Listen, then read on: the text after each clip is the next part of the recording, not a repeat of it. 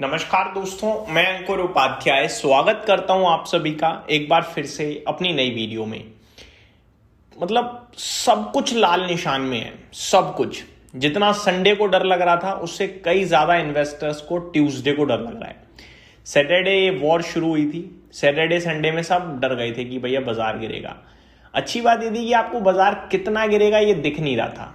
Expectations थी, कोई कुछ बोल रहा था, कोई कुछ बोल रहा था। लेवल्स मैंने भी आप सभी के साथ डिस्कस करे थे और जो डिस्कस करे थे एग्जैक्टली ठीक भी निकले। मंडे बाजार गिरा, भयंकर गिरा। लेकिन जब मंडे रात में अमेरिका का बाजार देखा ना, कॉन्फिडेंस आ गया यार कि शायद रिबाउंड आएगा। प्रेसिडेंट ट्रंप की तरफ से एक कमेंट था और वो कमेंट ये था कि नए ईरान के जो सुप्रीम लीडर हैं, अगर वो चाहें तो हम बात कर सकते हैं। बस इतना सा कमेंट था। मार्केट ने सोचा शायद जो कुछ होना था वो हो गया है, अब रिबाउंड आना चाहिए। इसीलिए अगर आप नोटिस करें तो कल के सेशन में नेस्डेक इंडेक्स आपका हरे निशान में बंद हुआ है, रसेल 2000 1% ऊपर बंद हुआ है और डाउ बिल्कुल फ्लैट टू नेगेटिव, कोई खास गिरावट नहीं। लोग सब ठीक थे, नॉर्मल हो चुका था मामला। क्रूड भी जो $81 प्रति बैरल का हाई लगाया था वो नीचे आ गया था $78 पे। लेकिन उसके बाद फिर मामला बिगड़ा। सबसे पहले ईरान की तरफ से कमेंट आया कि अब कोई बातचीत नहीं की जाएगी। उसके बाद और मिसाइलें दागी गई, कभी यहां कभी वहां कभी वहां। जहां जहां यूएस के बेस कैंप्स हैं उन सब जगह हमला किया जा रहा है लगातार। आज के सेशन में क्रूड ऑयल को लेकर भर भर के खबरें आई, जिससे क्रूड ऑयल उछलकर $85 प्रति बैरल हो गया। जिसका सबको डर था स्ट्रेट ऑफ हॉर्मुज़ लॉक ना हो जाए, वो बंद कर दिया ईरान ने। चाइना की तरफ से ईरान पे प्रेशर बनाया गया कि एनर्जी प्राइसेस काफी हाई जा रहे हैं, प्लीज तो नहीं बोला, स्ट्रेट ऑफ हॉर्मुज़ को ओपन कीजिए या फिर जो यूरोप से गैस आ रही है उसे आने दीजिए। चाइना ने ईरान को कहा, बट कोई सुनवाई नहीं है। ऐसे में इराक ने 2 से 3 मिलियन बैरल पर डे का प्रोडक्शन कट कर दिया और जो भी शिप्स स्ट्रेट ऑफ हॉर्मुज़ की तरफ जाते हुए दिख रही हैं उस पर ईरान अटैक कर रहा है। तो कच्चे तेल के लिए मारामारी टाइप सिचुएशन क्रिएट कर दी है ईरान ने, ये हमें क्लियरली दिख रहा है। ईरान ने फूड एक्सपोर्ट पर भी रोक लगा दी है डोमेस्टिक सप्लाई मैच करने के लिए, जिसमें खजूर, इंडिया में देखा जाए तो खजूर ही केवल ईरान से इंपोर्ट होता है, बाकी किसी का बड़े चाहे ना अंडा होता, एग ना, और जो टमाटो पटेटो वो भी हम नहीं उनसे इंपोर्ट करते हैं। तो जो करते होंगे उन्हें दिक्कत है, हमें कोई दिक्कत नहीं है, लेकिन ईरान ने अपनी तरफ से किया है। ये सारी चीजों के बाद हुआ क्या? हुआ ये कि मार्केट को लग रहा है कि ये मामला बढ़ रहा है, एस्केलेट हो रहा है। और प्रेसिडेंट ट्रंप ने भी कहा कि अब बातचीत करने के लिए बहुत देर हो चुकी है। कल जब ऑफर दिया था तो एक्सेप्ट नहीं करा, 24 घंटे के अंदर अंदर प्रेसिडेंट ट्रंप ने कह दिया कि अब तो देर हो गई। जब वो कहें तब मान गए तो ठीक, वरना तो भैया अड़ियल आदमी हूं मैं, साफ बात है। तो प्रेसिडेंट ट्रंप ने अब बातचीत करने से कर दिया है इनकार। मार्केट को टेंशन लग रही है, डर लग रहा है, और इसीलिए अगर आप अभी की सिचुएशन देखें तो बस से बदतर हो चुकी है। आपके लिए अमेरिका क्रैश टाइप सिचुएशन में है। गिफ्ट निफ्टी को देखकर डर लग रहा है। गोल्ड सिल्वर भी क्रैश हो चुका है ऑलमोस्ट। अगर आप नोटिस करें क्रूड ऑयल तो हवा में बातें कर रहा है भाई साहब। एनर्जी के प्राइसेस रॉकेट हुए पड़े हैं और ये सारी चीजें बाजार को डरा रही हैं। लेकिन जब मैं कमेंट्री दे ही रहा हूं, अपना ओपिनियन रख ही रहा हूं, तो थोड़ा सा और रखना चाहूंगा। ये सब चीजें कितनी टिकाऊ लगती हैं ये बस आप लोग कमेंट करके जरूर बताइएगा कि कितनी टिकाऊ है कच्चे तेल की ये $85 की तेजी। कितने दिन तक जो प्रोडक्शन कट हुआ है वो प्रोडक्शन कट ही रहेगा।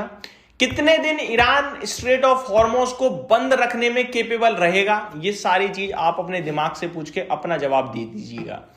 मेरे को लगता है मुश्किल से मुश्किल 2 दिन 3 दिन, इससे ज्यादा नहीं, क्योंकि भैया पैसा चाहिए सबको, सबको पैसा चाहिए भाई।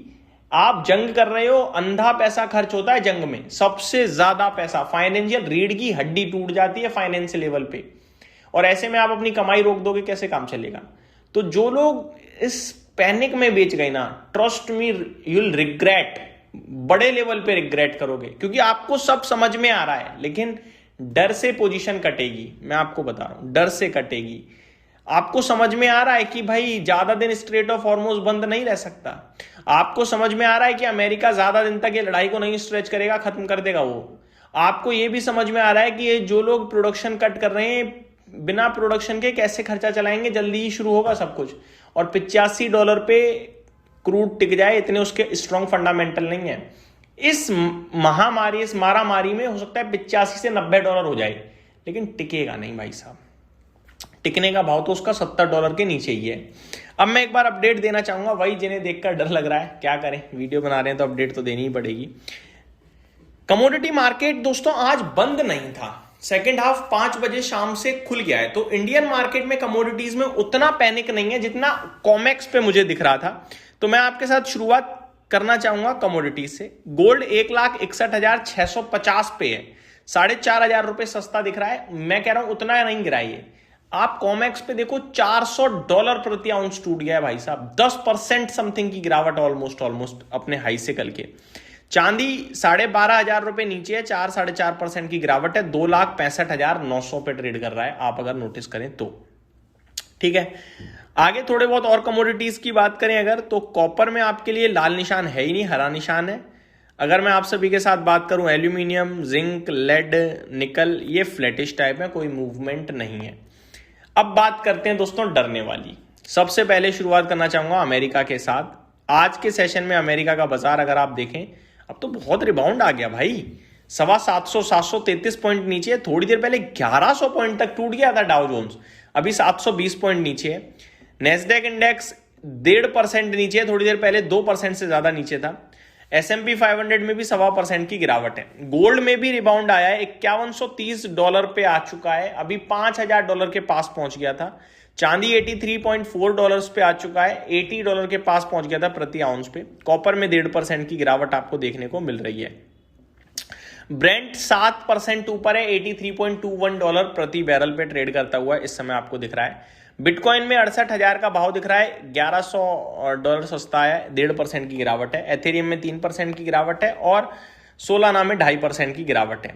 इंडियन मार्केट के लिहाज से अगर मैं गिफ्ट निफ्टी की बात करूं तो 800 पॉइंट तक थोड़ी देर पहले मैंने गिफ्ट निफ्टी नीचे देखा था, बट उस समय डाउ काफी नीचे था, रिकवरी होनी चाहिए बट ज्यादा नहीं है। 700 पॉइंट अभी भी गिफ्ट निफ्टी नीचे दिख रहा है। तो ये पूरी की पूरी आपके लिए अपडेट्स थी। लेट्स सी कल बाजार कहाँ जाता है, क्या करता है, क्या नहीं करता। जो भी होगा आपके साथ टाइमली डिस्कशन करेंगे। कल होली जरूर है लेकिन बाहर नहीं, शेयर बाजार में ही है। Thank you so much for watching this video. Good night guys.